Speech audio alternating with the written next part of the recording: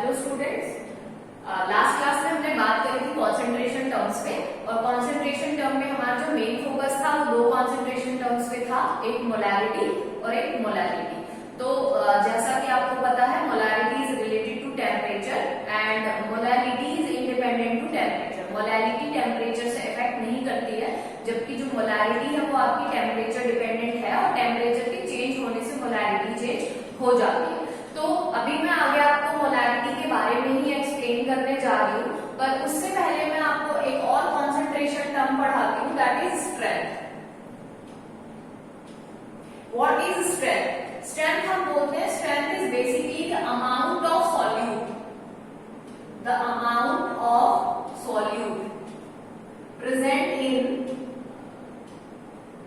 पर litre of solution.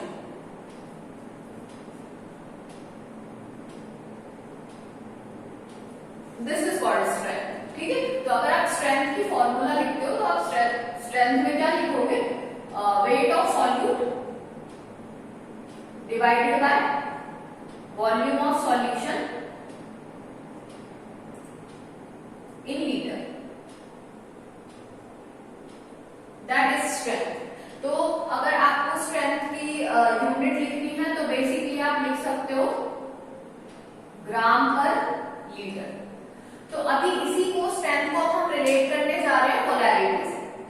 तो देखिए, जैसा कि लास्ट क्लास में मोलैरिटी और मोलैरिटी को काफी अच्छे से आपको एक्सप्लेन किया गया था, एक बार फिर से मैं आपको डिफरेंस यहाँ पे बता देती हूँ, molarity and molarity. Molarity is represented by capital M and molarity is represented by small m.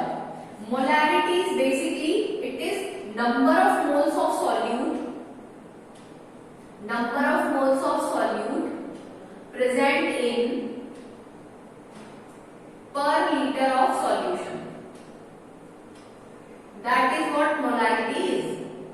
जबकि वहीं पे हम बात करें मोलैरिटी की, तो हम यहाँ क्या लिखेंगे? Number of moles of solute, number of moles of solute present in पर केजी ऑफ सॉल्वेंट।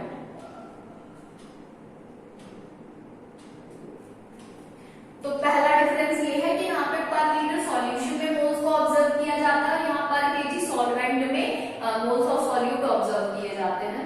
दूसरा, मोलैरिटी जो है it is temperature dependent, it is temperature dependent concentration term, जबकि मोलैरिटी क्या है आपकी? It is temperature independent concentration term.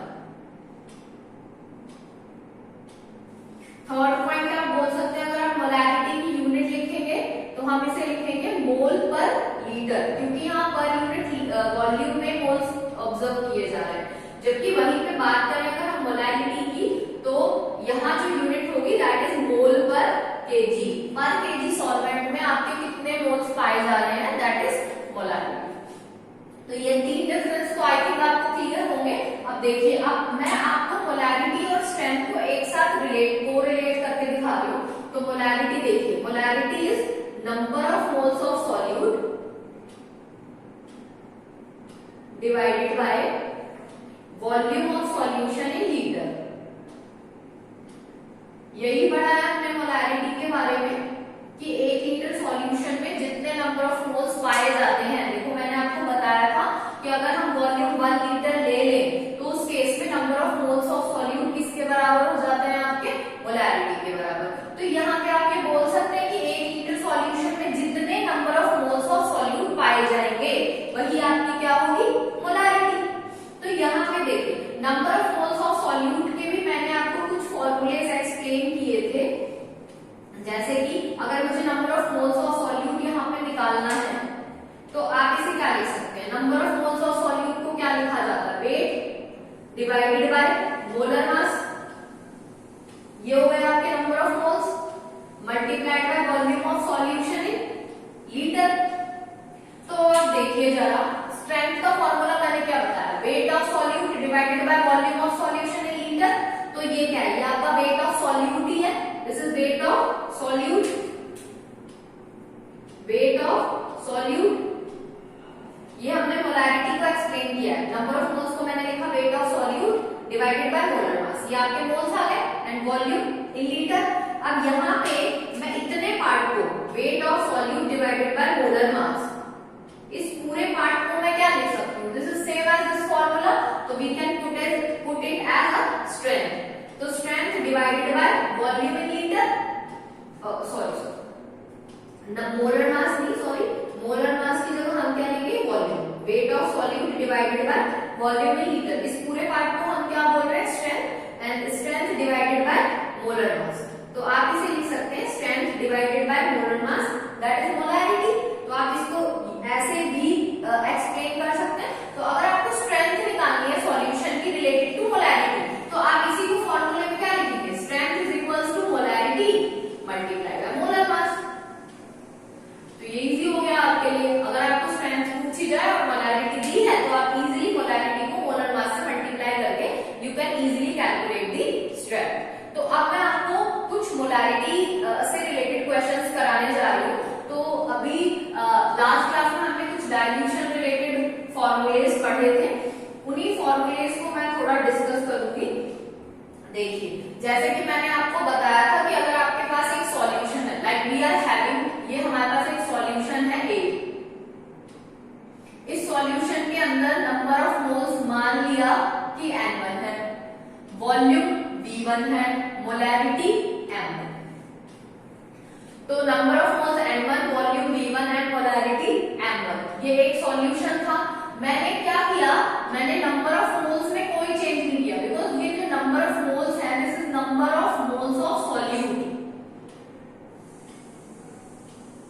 तो अभी मैंने क्या किया है, हमारे पास एक सॉल्यूशन है जिसको मैंने बोला कि एक कंटेनर है जिसमें एक सॉल्यूशन भरा हुआ है, जिसमें नंबर ऑफ मोल्स हमारे N1 है। अब क्योंकि हमारे पास नंबर ऑफ मोल्स N1 है, मैंने वॉल्यूम चेंज कर दिया, वॉल्यूम अभी V1 है, मैंने थोड़ा और पानी मिलाया और इस वॉल्यूम को कन्वर्ट कर दिया V1 से V2। तो जब V1 V2 में कन्वर्ट हुआ, तो आपको पता है मोलैरिटी तो चेंज हो जाएगी, M1 get converted to M2। But क्या number of moles of solute change हुए? नहीं, क्योंकि हमने उसको कोई चेंज नहीं किया। मैंने इस सॉल्यूशन में सिर्फ पानी ऐड किया है, सॉल्यूट में मैंने कोई भी चेंजेस नहीं किए। तो before dilution and after dilution, before and after dilution number of moles remain same.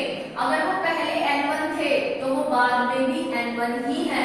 तो यानी कि before and after dilution number of moles remain same, that is why molarity M1 V1 किसके बराबर हो जाती है, M2 V2 के। और यहीं पे अगर सपोज दैट आपका दो अलग अलग सॉल्यूशन है, लाइक ये एक हमारे पास एक सॉल्यूशन है A, एक सॉल्यूशन है हमारे पास B, ये दो सॉल्यूशन है A एंड B, इसकी molarity M1, volume V1, solution B है, इसकी molarity M2 and volume V2। अगर मैं सॉल्यूशन A और B दोनों को मिला दूं, तो आप क्या ऑब्जर्व करोगे कि दोनों के नंबर ऑफ मोल्स ऐड हो जाएंगे। तो यहाँ हम क्या ऑब्जर्व करते हैं कि for resulting molarity by adding solution,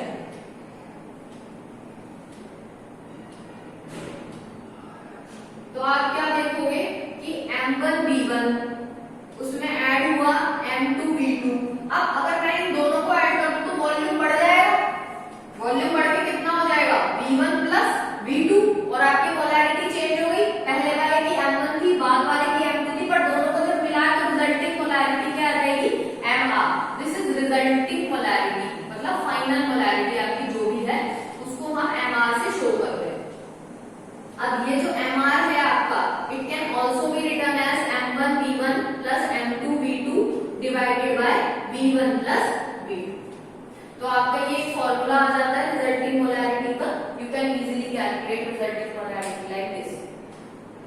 अब मैं आपको एक शॉर्ट टेक फॉर्मूला बताने वाली हूँ जिससे आप डायरेक्ट क्वेश्चन निकाल सकते हैं। अगर आपको सॉल्यूट की परसेंटेज दी है और आपको सॉल्यूशन की डेंसिटी गिवन है and you have to calculate the molarity, अगर ऐसा है तो आप सीधा सीधा फॉर्मूला पुट करके क्वेश्चन को इजीली सॉल्व कर सकते हैं। तो अभी मैं आपको पहले समझाती हूँ कि वो फॉर्मूला आया कैसे, फिर आपको एक बार समझ आएगा। वैसे आप भी ये तो पूछा नहीं जाएगा कि ये फॉर्मूला आपने कैसे निकाला, वो बस आपको समझ में आना चाहिए। बाकी जब क्वेश्चन आएगा तो डायरेक्ट फॉर्मूला पुट करो and you can able to get your answer fast. तो अब आप देखिए जैसे कि अगर मुझे बोला जाए कैलकुलेट द मोलैरिटी, मैं आपको एक क्वेश्चन दे रही हूँ। क्वेश्चन है आपका calculate the molarity of solution having density d gram पर एम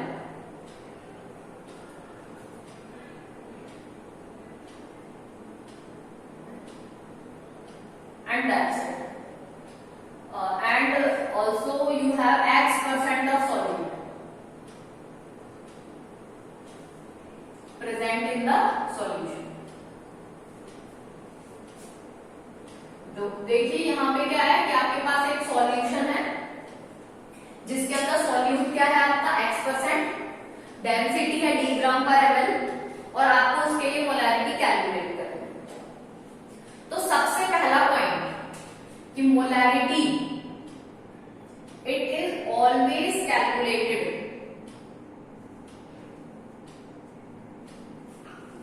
फॉर पर लीटर सॉल्यूशन।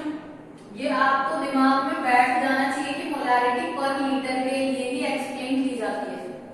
तो मोलैरिटी हम हमेशा पर लीटर के लिए निकालते हैं, यानी वॉल्यूम जो है वो यहाँ पे लीटर में होने वाला है। अब मुझे निकालनी है मोलैरिटी, तो मैंने यहाँ पे क्योंकि मुझे कुछ भी गिवन नहीं है तो we are suppose ये let V is 1 litre. Volume जो है वो आपका 1 लीटर है क्योंकि हमें मोलैरिटी निकालनी है और मोलैरिटी हम पर लीटर के लिए निकालते हैं, तो वॉल्यूम इसलिए मैंने यहाँ पे 1 लीटर सजेस्ट किया होगा। अब वॉल्यूम आपका 1 लीटर है, मुझे डेंसिटी दी हुई है d ग्राम पर ml, तो आप सबसे पहले डेंसिटी का फॉर्मूला लगाओ। Density is equals to mass upon volume, density is equals to mass upon volume. अब ये डेंसिटी किसकी है? सॉल्यूशन की, तो ये मास किसका होगा? सॉल्यूशन का। ये वॉल्यूम भी किसका होगा? सॉल्यूशन का। अब मुझे यहाँ से मास ऑफ सॉल्यूशन निकालना है, तो अगर मुझे मास ऑफ सॉल्यूशन निकालना है तो मैं क्या करूंगी? डेंसिटी और वॉल्यूम को मल्टीप्लाई कर देंगे। अब आपको पता है आपकी डेंसिटी कितनी है? d ग्राम पर ml, d ग्राम पर ml एंड वॉल्यूम इज, आपने वॉल्यूम कितना लिया? 1 लीटर, और 1 litre is equals to 1000 ml, ये तो आपको पता ही है। ये पर ml है, ये ml है, ml से ml कैंसिल, तो फाइनल कितना आएगा? d ग्राम इंटू 1000, मतलब basically d into 1000 gram. This is your mass of solution. ये निकल गया आपका सॉल्यूशन का मास। अब यहाँ आपको दिया है कि आपका सॉल्यूट कितना? x% present in solution. x% percent का मतलब टोटल सॉल्यूशन कितना होगा? 100%, उसमें से सॉल्यूट कितना है? x%। तो मैं यहाँ पे बोल सकती हूँ ना कि x% मतलब x ग्राम सॉल्यूट, कितने ग्राम सॉल्यूशन में? 100 ग्राम सॉल्यूशन में। तो आप लिख सकते हो कि 100 gram solution contain x gram of solute. ये आपको परसेंट वाले में मैंने एक्सप्लेन किया ही था कि अगर x% दिया है टोटल सॉल्यूशन का, तो टोटल सॉल्यूशन कितना मानेंगे? 100, और उसके अंदर सॉल्यूट कितना होगा? x, तो 100 ग्राम सॉल्यूशन है तो x ग्राम सॉल्यूट है। अब आपको पता है आपके पास टोटल सॉल्यूशन कितना है? d इंटू 1000 ग्राम। तो अगर मैं 1 ग्राम सॉल्यूशन के लिए निकालती हूँ तो 1 gram solution is having solute x upon 100 gram, और 100 into d, sorry 1000 into d gram अगर आपका सॉल्यूशन है तो इसमें सॉल्यूट कितना होगा? x upon 100 multiplied by d into 1000 ग्राम। अब आप इसे डिवाइड कर लो, तो ये फाइनली आ जाएगा x इंटू d इंटू 10 ग्राम। ये आपका क्या निकल के आया है यहाँ से? ये निकल के आया है आपका मास ऑफ सॉल्यूट, कि इतने ग्राम सॉल्यूशन के अंदर इतना ग्राम आपका क्या है? सॉल्यूट। अब मुझे सॉल्यूट का मास तो पता चल गया, मुझे निकालनी थी क्या? मोलैरिटी। अब देखिए मोलैरिटी निकालना बहुत ही आसान है। Molarity is equals to number of moles upon में वॉल्यूम इन लीटर। तो वॉल्यूम तो आपने 1 लीटर ही सपोज किया हुआ है, क्योंकि हमारा वॉल्यूम 1 लीटर है, तो उस केस में V is 1 litre, then molarity becomes equals to number of moles. अब अगर ऐसा है तो मोलैरिटी नंबर ऑफ मोल्स के बराबर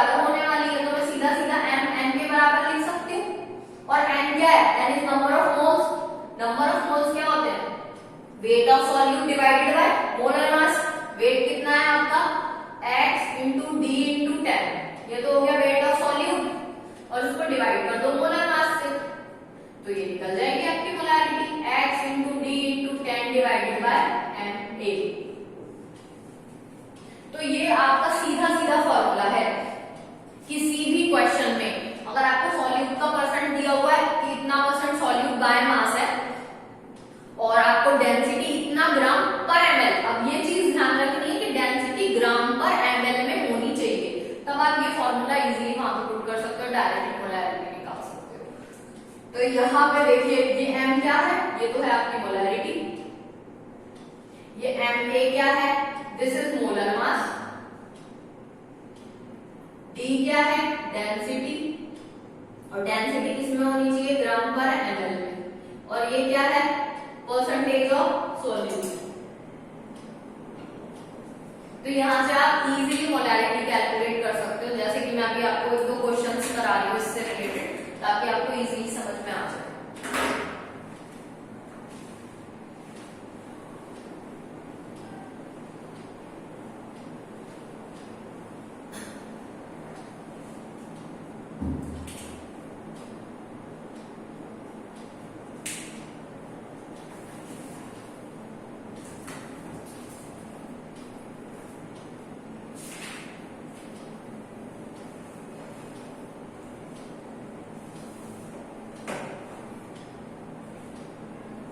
देखिए जैसे कि आपको बोला गया है calculate the molarity of 15% H2SO4 having density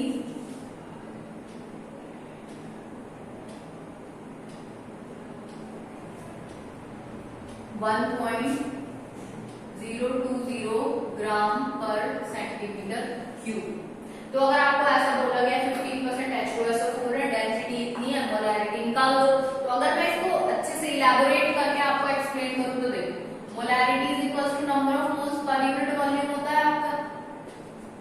अब यहाँ पे आपको बोला गया है 15% H2SO4, अगर 15% H2SO4 है तो मैं यहाँ पे बोल सकती हूँ कि H2SO4 कितना है आपका 15 ग्राम, और यहाँ पे जो वाटर है वो कितना होगा 100 माइनस 15 ग्राम, बेसिकली ये आ जाएगा आपका 85 ग्राम।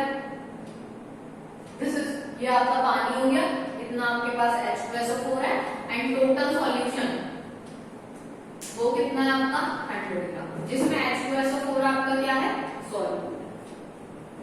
तो देखो H2SO4 15 ग्राम हो गया, टोटल सॉल्यूशन आपके पास 100 ग्राम है। अब यहाँ पे आपको निकालनी है मोलैरिटी, तो सबसे पहले आपको मोलैरिटी के लिए बस मोल्स चाहिए होते हैं और वॉल्यूम चाहिए होता है। मोल्स तो अब आप आसानी से निकाल ही लोगे क्योंकि मोल्स हमें रखने हैं सॉल्यूट के, सॉल्यूट है आपका कितना 15 ग्राम। दिस इज चलो देखो फॉर्मूला लिख देती हूँ मैं पहले, number of moles is equals to weight of solute divided by molar mass. अब आपको पता है वेट ऑफ सॉल्यूट निकालने, वेट ऑफ सॉल्यूट हमें दिया हुआ है 15 gram and molar mass H2SO4 का आप इजीली निकाल सकते हो 2 into 1 मल्टीप्लाइड बाय सल्फर का कितना होता है 32, ऑक्सीजन का कितना होता है 16 मल्टीप्लाइड बाय 4। तो वेट ऑफ सॉल्यूट हो गया आपका 15 ग्राम और ये हो गया 2 प्लस 32 प्लस 64, तो ये आपका निकल के आएगा 98 ग्राम। तो नंबर ऑफ मोल्स तो आपके निकल गए, given mass 15, molar mass 98, you can easily able to calculate the number of moles. अब यहाँ से हमें निकालना क्या है सिर्फ वॉल्यूम। तो अभी आपको क्वेश्चन में दिया क्या गया है, डेंसिटी आपको गिवन है and you have to calculate the volume. तो सबसे पहले वॉल्यूम निकालने के लिए हम डेंसिटी का फॉर्मूला लगाएंगे, density is equals to mass upon volume, क्योंकि मुझे वॉल्यूम किसका चाहिए सॉल्यूशन का, तो डेंसिटी किसकी है सॉल्यूशन की, मास भी किसका है सॉल्यूशन का, मतलब ये तीनों चीजें किसकी है सॉल्यूशन। तो सबसे पहले मास ऑफ ये भी सॉल्यूशन का है, वॉल्यूम भी सॉल्यूशन, और density is also also of solution. तो डेंसिटी जो है वो हमें दी गई है 1.020 ग्राम पर centimetre cube. Molarity mass of solution हमारे पास कितना है 100 ग्राम, और वॉल्यूम ऑफ सॉल्यूशन हमें कैलकुलेट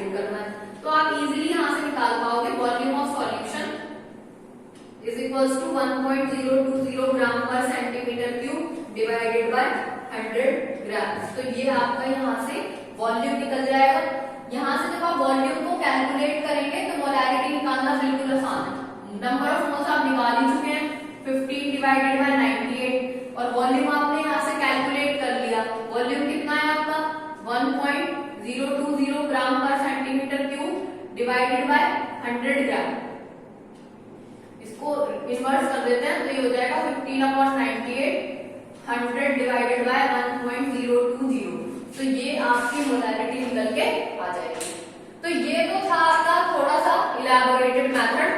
इसमें भी आपको ज्यादा कुछ करना नहीं है, वैसे सीधा मोलैरिटी का फॉर्मूला लगाएंगे, नंबर ऑफ मोल्स निकालेंगे, वॉल्यूम आप निकालेंगे और दोनों को पुट करके इजीली मोलैरिटी आपको निकाल देगी। नंबर ऑफ मोल्स निकालने के लिए बस आपको वेट पता ही होगा, molar mass you can easily able to calculate. Volume या तो आपको गिवन होगा या फिर निकालना होगा। तो वॉल्यूम यहाँ पे आपको मेंशन नहीं है, तो आप डेंसिटी की मदद से आसानी से वॉल्यूम निकाल सकते हो। Density equals to mass upon volume लगाओ। बस यहाँ पे बच्चे गलती कहाँ पे करते हैं कि ये जो मास है यहाँ पे बच्चे मिस्टेक कर देते हैं, जो आपको नहीं करना। यहाँ पे मास आपको किसका रखना है, सॉल्यूशन का, क्योंकि डेंसिटी किसकी है, सॉल्यूशन की। और बच्चे क्या करते हैं यहाँ पे सॉल्यूट का मास पुट कर देंगे या तो सॉल्वेंट का पुट कर देंगे। बेटा यहाँ डेंसिटी सॉल्यूशन की तो सब कुछ सॉल्यूशन का लेंगे ना हम यहाँ पे, क्योंकि वॉल्यूम किसका निकालना है, सॉल्यूशन का। तो इसीलिए बस आपको ये फॉर्मूले पुट करने हैं और मोलैरिटी निकल जाएगी। अब देखिए मैंने आपको इसमें अभी लास्ट ट्रिक बताई थी, उससे आप सीधा सीधा निकाल सकते हो। सीधा कैसे निकालना है, आप फॉर्मूला लगाओ, molarity is equals to x into 10 into d divided by molar mass. बस अगर आपको फॉर्मूला याद है तो इतना कुछ करने की जरूरत नहीं, सीधा ये लगा निकल जाएगा। आपको x क्या होता है, तो जितना परसेंट सॉल्यूट दिया है, तो सॉल्यूट कितना दिया है 15 मल्टीप्लाइड बाय 10 और डेंसिटी 1.020 ग्राम पर सेंटीमीटर क्यूब। अब बस आपको ध्यान क्या रखना है कि डेंसिटी ग्राम पर ml में होनी चाहिए, तभी आप ये फॉर्मूला लगा सकते हो। तो ये आ जाएगा आपका 1.020 डिवाइडेड बाय मोलर मास। आपको पता ही है H2SO4 का कितना होता है 98, तो आप यहाँ से मोलैरिटी इजीली निकालोगे और इसका आंसर आएगा 1.56 मोलर। आप इस वाले पैटर्न से सॉल्व करोगे तब भी यही आंसर आएगा, आप डायरेक्ट फॉर्मूला लगाओगे तब भी यही आंसर आएगा। तो आप इसको कैलकुलेट करो, इजीली आपका आंसर निकल के आ जाएगा। तो अब मैं आपको एक और क्वेश्चन देती हूँ, सेम ऐसे ही पैटर्न का है, तो आप उस क्वेश्चन को ट्राई करेंगे। आप दोनों एक तो एक्सप्लेन वे से कर लेना या डायरेक्ट ट्रिक लगा के कर लेना, दोनों से इजीली आप कैलकुलेट कर पाओगे।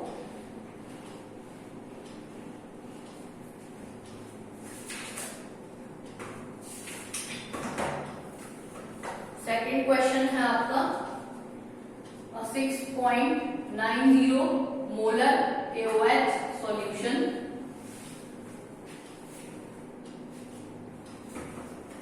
in water contains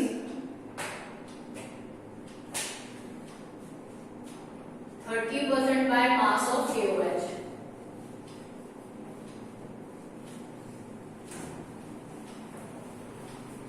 Calculate the density of KOH solution.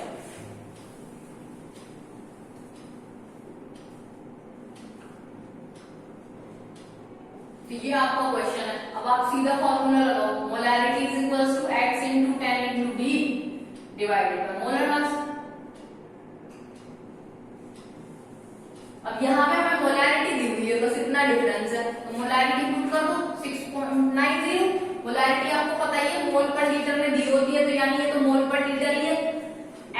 x the percent of solute, और सॉल्यूट यहाँ पे है क्या KOH, तो x कितना होगा 30 multiplied by 10 multiplied by d हमें कैलकुलेट करना है, और मोलर मास हमें KOH का पुट करना है, और KOH का जो मोलर मास है वो आएगा आपका 56 ग्राम। तो यहाँ से डेंसिटी आप इजीली कैलकुलेट कर लोगे, जो कि आएगी आपकी 1.28 ग्राम पर ml। तो ये आप देखो, इसमें मैंने कोई यूनिट नहीं लिखी और मैंने सीधा आंसर में यूनिट लिखा ग्राम पर ml। तो ऐसा इसलिए क्योंकि आपको पता है जब आप ये फॉर्मूला कैलकुलेट कर रहे थे उस टाइम हमने डेंसिटी क्या ली थी, डेंसिटी जो भी आप यूज करोगे वो ग्राम पर ml में ही होनी चाहिए। और जैसा कि आपको पता है molarity is always present in mole per litre, तो मोलैरिटी तो मोल पर लीटर में ही है, उसे मेंशन करने की जरूरत नहीं है, वॉल्यूम हमेशा लीटर में ही लेते हैं। तो दैट्स इट। और नेक्स्ट क्लास में मैं आपको मोलैरिटी